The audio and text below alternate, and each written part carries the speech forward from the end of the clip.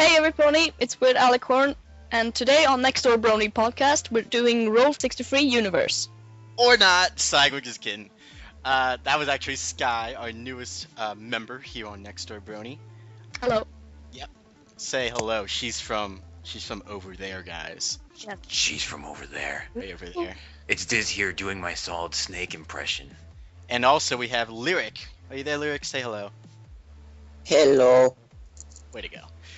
So today we're going to be talking about, not Christmas. We have to be inclusive, guys. We have to talk about everything. So we're going to be talking about Hearthswarming Eve, right? And Happy Hobo Holiday. And a couple of the new episodes. And I'm going to be telling you guys the crossover fic of the week. And maybe sing a couple of songs that we've liked so far, that you guys might have suggested or that we might have found out on our own. So let's get right into it. Why don't we just talk about episode 4 and 5, I believe we're going to be talking about today. Episode Which 4. one were those? Episode 4 was Daring Don't, the Daring Don't. Oh right, that one. That was a terrible pun, but it was a pretty cool episode. I liked it, but at the same time I didn't like it because I am such a suck up for equestrian history and just cultures and equestrian everything. So that part was amazing, but I mean, Rainbow Dash should be more famous, so to say, in Equestria because she's saved Equestria 5 times now. No. That's a rule. No one ever recognizes national heroes. Never. Yeah. Never. Nobody ever notices when a princess of Equestria walks through your door. No one knows. I've noticed that, over the past couple of seasons, how many times they've saved Equestria and yet no one ever knows who they are. or the Wonderbolts. The Wonderbolts. Oh, you saved our lives on multiple occasions. What's your name again? Yeah. Sorry, what? I mean, if I lived in Ponyville and Twilight Sparkle lived 2 blocks away from me, I would go up to her door and knock knock. Hey, who are you? Can I have your autograph? Are you in there? Or the Knock Knock Adventure Time episode. Oh Exactly. yeah. I love Adventure How Time. do you guys feel about I'm the out of fact the loop. that Daring Do is actually real? It's not I just knew a it. story. That was cool. I knew it. I I- totally knew it. I thought she was related to It was Derby kind at of first. predictable, actually. It was kind of predictable, but it was cool, I guess. Really? Because I thought the episode, when I heard it's going to be a Daring Do episode, I was figuring, oh, it's going to be Dash impersonating Daring Do. I'm no, it's actually Daring Do is there. Okay. Yeah. Real What person. Rainbow I Dash thought- Daring Do? Another thought that I have before the episode would be that the author would have a writing block, they helped her by doing an adventure. Oh yeah. Yeah, that would have made a lot more sense to me. But Yeah, that was I my think- first thought. But I think it was too short. The episode was Yeah. too short. They didn't have Yeah. enough time to get all the cool action. Yeah, I would stuff. have liked to have seen more more you of see- Daring Do going into the tomb and figuring out puzzles and stuff. And you see, she wrote a book about their adventure, but their adventure was only 5 minutes. So it's a short. This is a short book. I mean, Might as well go to the comic. that's probably why she got it out a week before the rest of the books, is because it was so short. I mean, I don't know. Yeah. That could be. I like how the fact that she could be so exact about when she's going to write her books too. It'll be another 2 months. I'll probably finish this mission or whatever I'm on. yeah, I mean, what? And who assigned her to do all these missions? Is it Celestia saying oh, Daring Do, you're our national hero before the elements come around? Go do this. Yeah, I precisely. need you to go do this. Or is it some private contractor like they are in the Indiana Jones movies? She's probably my idea is that she is involved in a sort of museum. Yeah, what's her name? Lara Croft. Lara Croft. Yeah, Yes. yeah, it's pretty much like that. But if you think of it, if Awizodal, isn't that his name? Yeah, I was. yeah. It's like if- Indiana Jones and Lara Croft had a baby. If And- he could And the uncle was destroy, Nathan Drake. if he could destroy all of Equestria, then why didn't they call in Celestia or Luna or the Elements Yeah. of Harmony? Because it's Why their just dude's job. simple Pegasus? Ain't nobody got time for that. Because Daring Do is the only one that actually knows about all of that. Well, I'm So if you wondering. think that Discord and Nightmare Moon, they both could destroy Equestria, I'm wondering. and so could Arizodal, and they just underestimate him, I guess. No, he did it discreetly. No one knew. Because they were out in the middle of nowhere. 'Cause, Nightmare Moon was like right in the middle of Ponyville, and Discord was, Canterlot. There's a statue of him, and then it was gone. And they were like, holy crap, he's gone. We gotta go find the Elements of Harmony and deal with him. See, I'm wondering Arizodal's whether, like, Daring Do, like, she's not really part of, like, Celestia's kingdom, but she just kind of goes around and does any. Because we already know there's, like, different kingdoms, like Saddle Arabia and stuff like that. Yeah. I don't The know one if thing- Celestia rules over everything, though. I don't. that's, No, like, The one thing I really, really just loved with this episode was how they like introduced Inca or Mayan yeah, ponies Mayan culture. to this. Because the thing is, I have an OC. Before this episode came out, I created an OC, and he like studies the Inca ponies. And it was like way before this was even out. I was like, what? This is true. I'm You amazing. called it. You called I it. You called can it. say you called it now. Yeah. So that was Daring Do. Well, we were What's also the going to next talk about the episode? next episode, Flight to Finish, I believe that was what it was called. Flight to Finish, yes. That- Oh yeah! Oh, I love the song so much. But when they said That horses, song. I was like, what? Like, that's Well, I actually a mean- Yeah, term they're I giving? thought of the like horses from Saddle Arabia, Yeah, yeah. but it's Uh, not like Wright singing "We got hearts as strong as stallions." Yeah.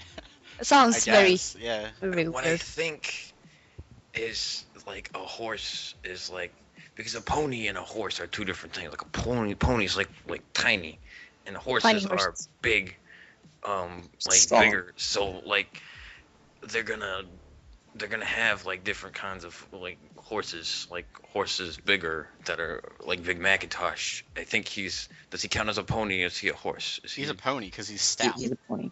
Oh, If you ever okay. if you ever actually see a real pony, like I live right next to a horse farm, so it's it's like you have like 3 different types of like horses. You have just regular horses, then you have like miniature horses, and then you have ponies, which is like ponies you Oh. can tell have like shorter muzzles and stuff, and they look stouter to begin with. I thought the miniature ponies were miniature horses were ponies. No, miniature horses are their own Oh. thing.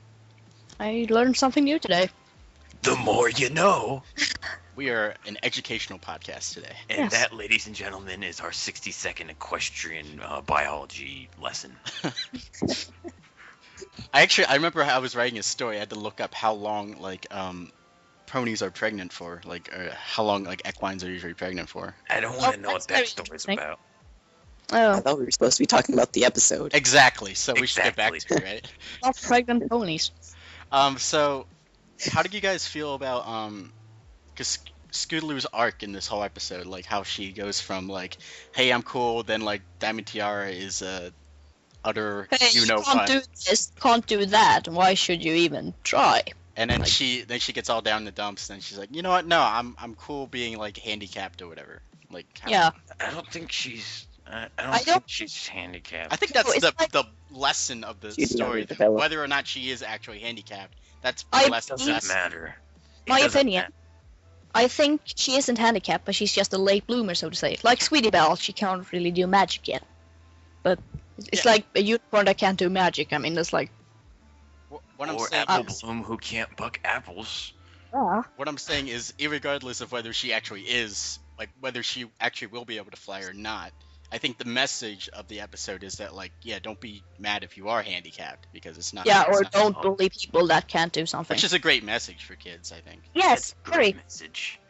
When they were like riding the scooter to the Crystal Empire, I mean, that was such an epic moment. I mean, she should have totally earned her How would you Kuma. like the callback to season 1 where she high-fived Granny Smith? Oh yeah. Oh, that was like the greatest. That was great. I was like, what? That was amazing. That was amazing. I actually love the fact. I Hearth. remember hearing a reviewer actually mention this. I think it was DigiBrony that actually mentioned this. That how any other pony, like Rainbow Dash was their mentor, right, in this episode, or the Yeah. the go-to adult pony.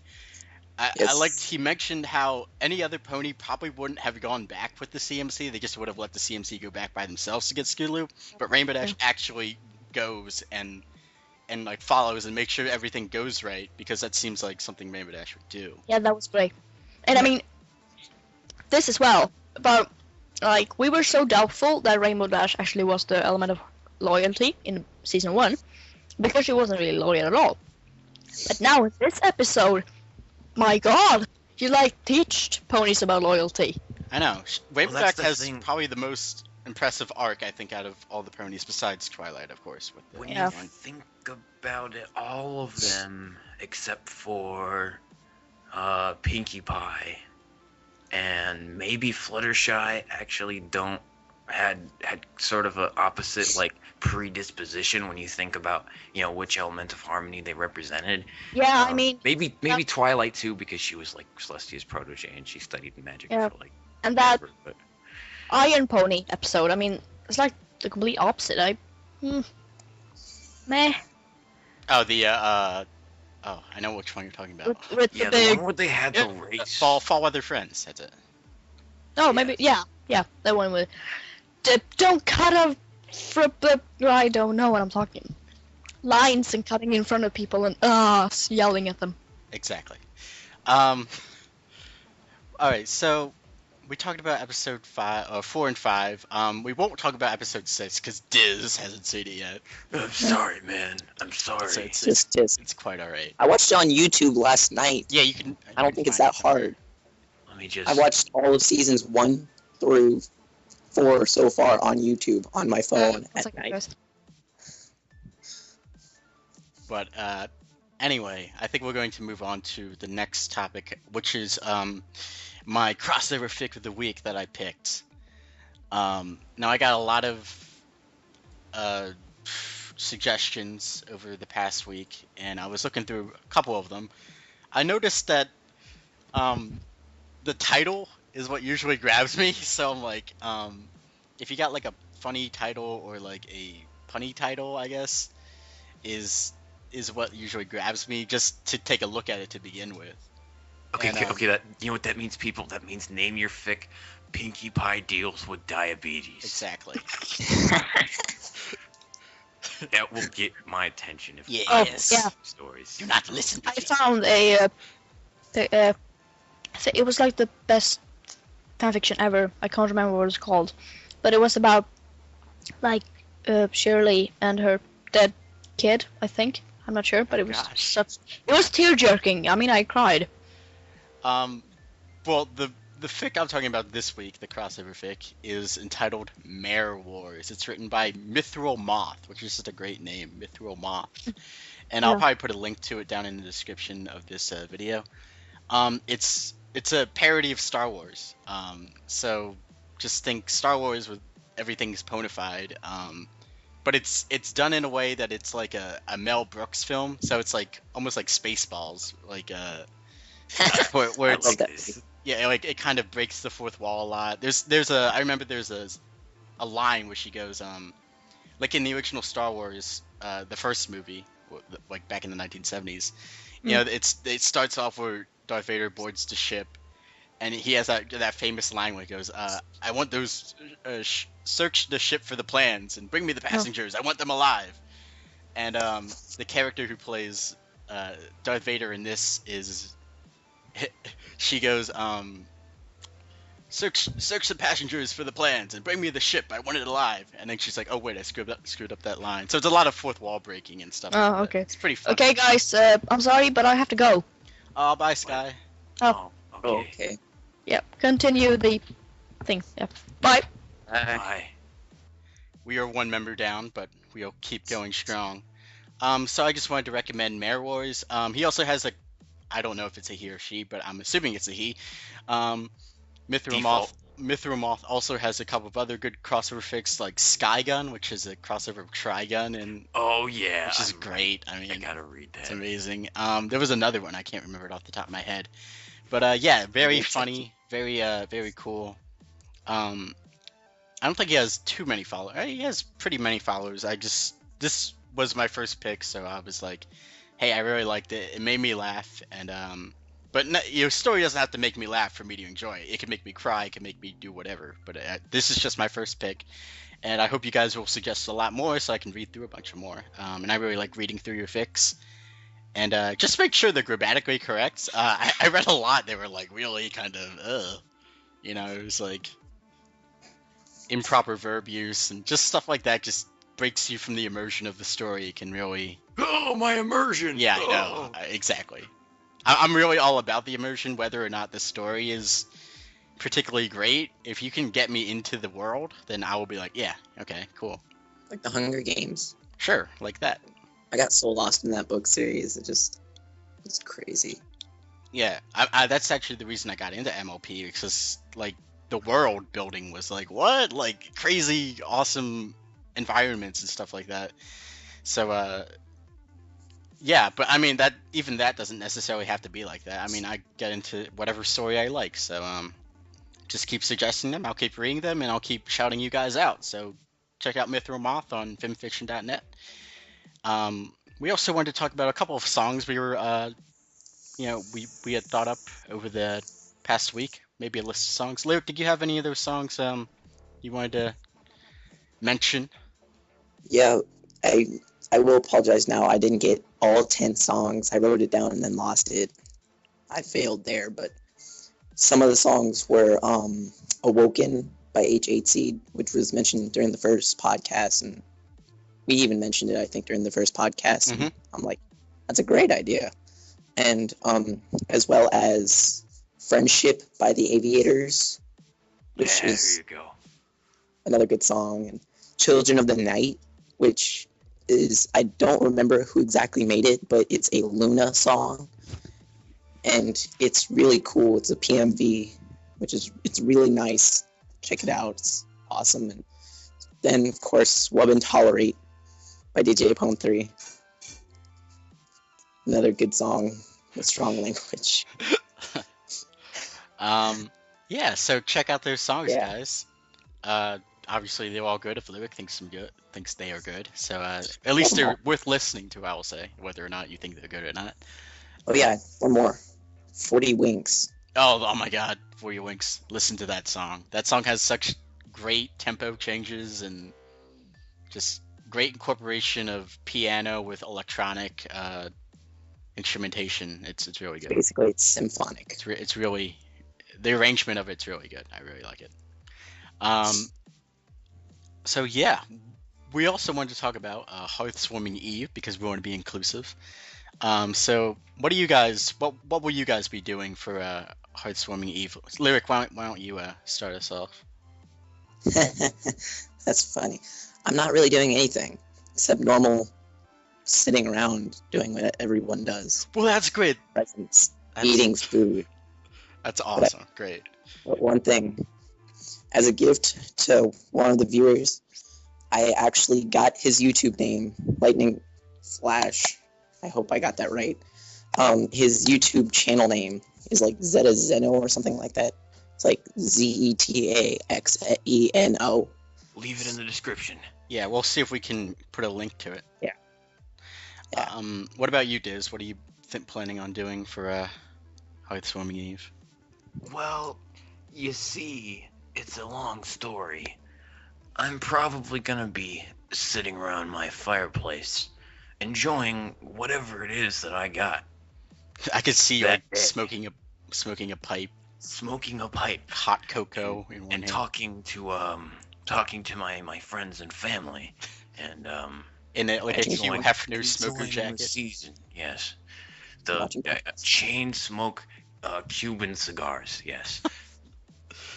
Sounds very, very good. I think for Hearth Swarming Eve, I guess the night of it, I'm planning. I don't know if I'll actually go through with it, but I'm planning on having like a really long Skype call with just as many people as I can get on at once.